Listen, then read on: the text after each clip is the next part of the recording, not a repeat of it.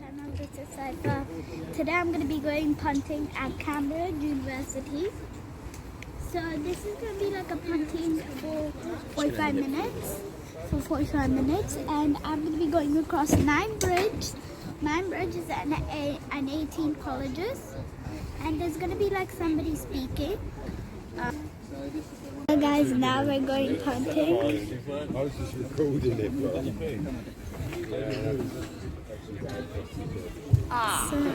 Sorry there, Matt. I'm definitely Welcome to my channel. So over here I'm in the boat and like I'm gonna be. Don't worry about it. Okay. Have you guys already been told what we are seeing today? Yeah. Wren, we are going down the part of the river that is known as the backs. Quite literally the backs of the colleges.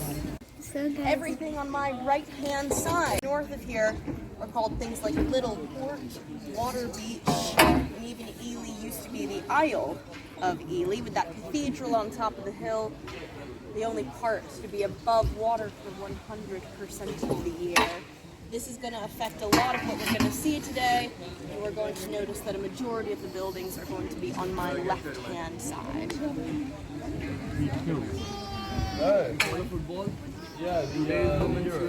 The tour isn't going to begin in earnest until we get to the first till the 1400s.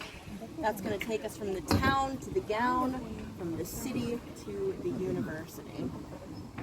As soon as we cross under that bridge, we will be entering the busiest mile of waterway in Europe. It's a good way for me to end up in the river. But that's really it, guys. Health and safety over.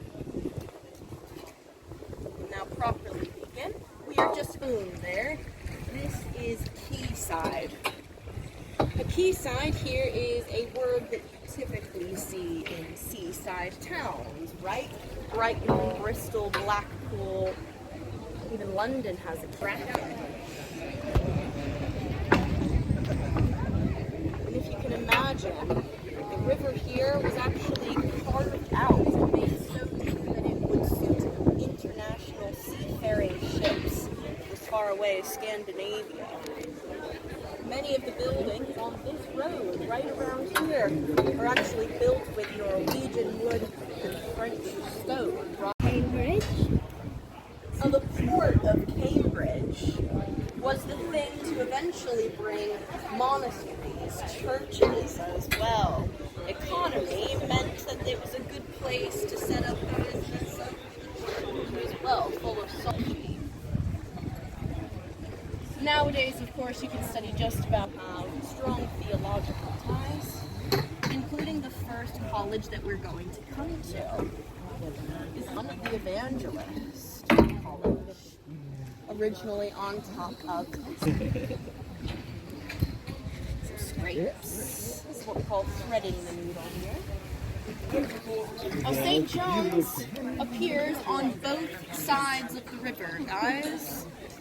Everything on my right-hand side is going to be from the 18 and 1900s and will mostly be student halls. Trying to build anything on this river until the 1800s was a bit like building on top of a sponge. Eventually, the building would start to sink and collapse in all of the ivy growth. Fleur-de-lis, the port-de-lis, both presents are symbols of Margaret IV. You can also see these symbols on the next bridge, along with the Tudor rose.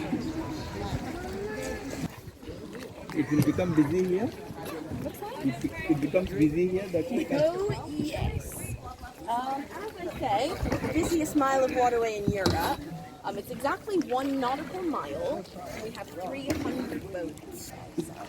In the summertime, when the weather's really good, you can sometimes walk across the river off the backs of the boats. You gotta be really talented and have guts of steel, but you can do it.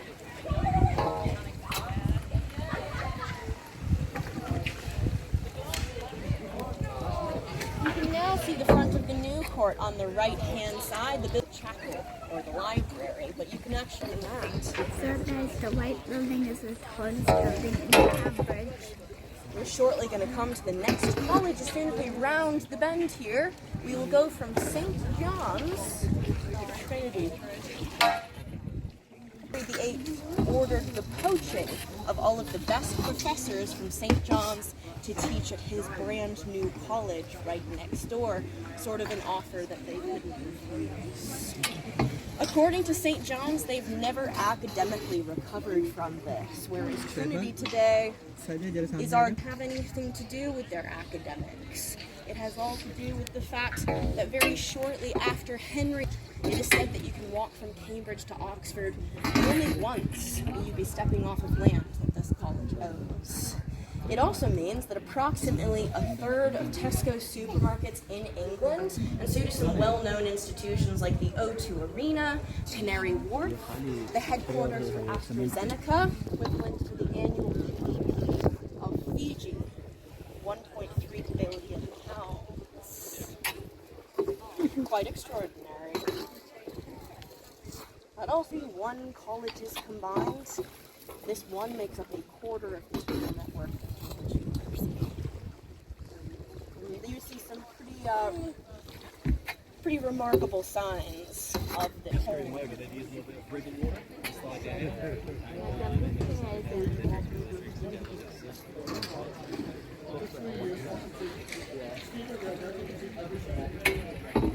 This building on my left-hand side here is an extension of the building from the 1500s behind it. So it might say 1998, but most of the books in this library are so old and rare, they're physically chained to the shelves. And Trinity Hall students are not allowed to visit this portion of the library unless they have very good reason to. Trinity Hall is the 5th oldest college at Cambridge, very narrowly beaten out by its neighbour, Gonville and Keys. These are known as the Sister and Black Death Colleges, founded by best friends who, unfortunately, had the hardest hit parishes during the bubonic plague. The man who founded the college on the corner there, Bishop William Bateman, lost 100 priests a month, as priests were effectively the lawyers of their day. This college, best known for economics, is Clare, and it's even older than those two back there. Founded in 1326, Clare College is the oldest that we would be seeing today, the second oldest at Cambridge. When you look at the names of the majority of these old colleges, they are typically very Christian, and this is a rare exception to the rule around here, because this was previously a college known as University Hall, but it fell into hard times, near bankruptcy, less than a decade after it was founded. Well, Elizabeth Clare had declared celibacy old, and this is around the time that she gives a good portion of her fortune to the church. See, back then, they take the whole thing quite seriously.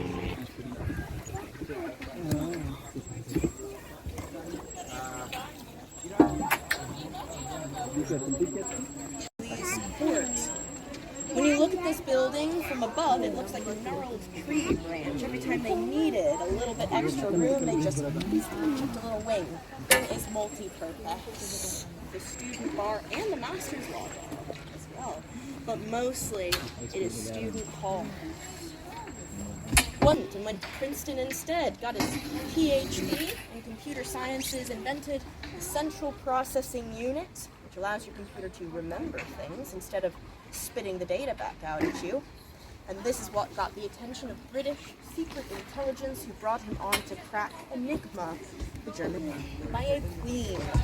Now, you might think that that would help them out in some sense, but in the 1400s, women cannot own land. So when all do, not exactly the power couple of their day, He was called the Mad King, and she was called the She-Wolf for her ambitious nature and for ignoring her want while he was knelt in prayer in the chapel. Margaret escaped to France, but her bones were scattered through the streets of Paris during the Revolution, so not exactly a peaceful end.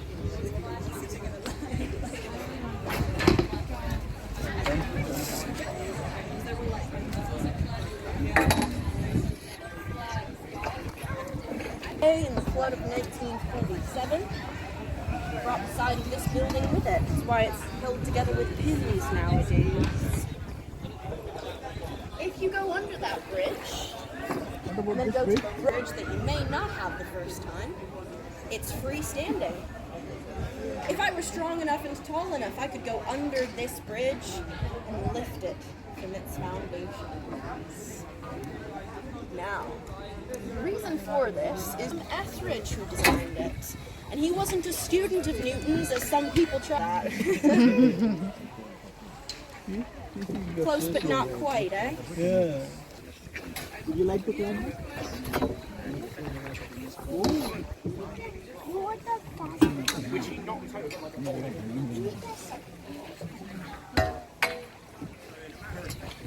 In here at Clare College.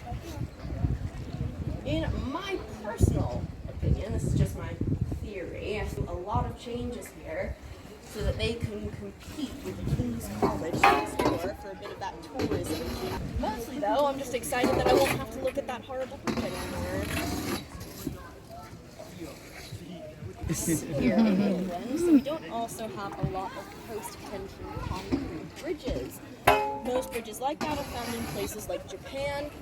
They don't have to replace their infrastructure every 3 years. That one is the first of its kind in the United Kingdom, and it was designed by a 20-year-old Cambridge student of Jesus College. The bridge is that it is strong. Many days I have watched the master driving his really nice red Porsche directly across this bridge. Over here. And that's the reason why Trinity was chosen to showcase this floodline. It's because this building, on our right-hand side here, is the first flood-proof building in the UK. So they're trying to show that it was well within its intended use into the 20th century. This is by Sir Christopher Wren, and if you know his name, it's usually because of its association with the St. Paul's Cathedral, as well as the rebuilding of London after the Great Fire of 1666. Sir Christopher Wren was a good friend of the master of this college. And so one day, he's sitting at home and he gets a letter from the master. 2,700 of them, many of them are illuminated, painted with gold leaf by monks in candlelight. Very rare, one of the largest collections in England, is now kept in here. But they also were given Isaac Newton's personal journals. This is where the charter signed by James moved through it. And then under the foundation, broken chalk, which means the water trickles through and returns to the ground today, that they are going to open themselves back up to the public. And if you do get to go inside of them, not only take St. John's, as soon as we go under the kitchen bridge, so that whole wall goes the same color as the cushions you're sitting on, like a bright scarlet red, And which is the school color of St. John's. So it goes the school color as soon as the first year students arrive. A nice little welcome to St. John's. Of course, that ivy also.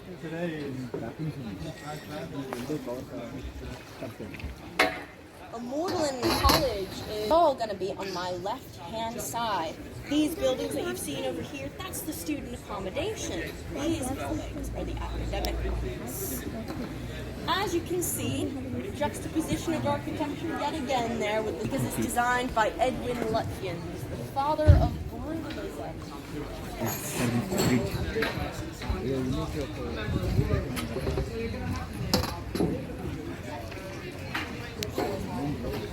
We are back. We are back. That's it Did you get about down? About today's punting video. Hope you guys really enjoyed my video. Don't forget to like, share, and subscribe to my channel. Thank you so much for watching, guys. That's the it rest for of the today. colleges Bye. being all on the left hand.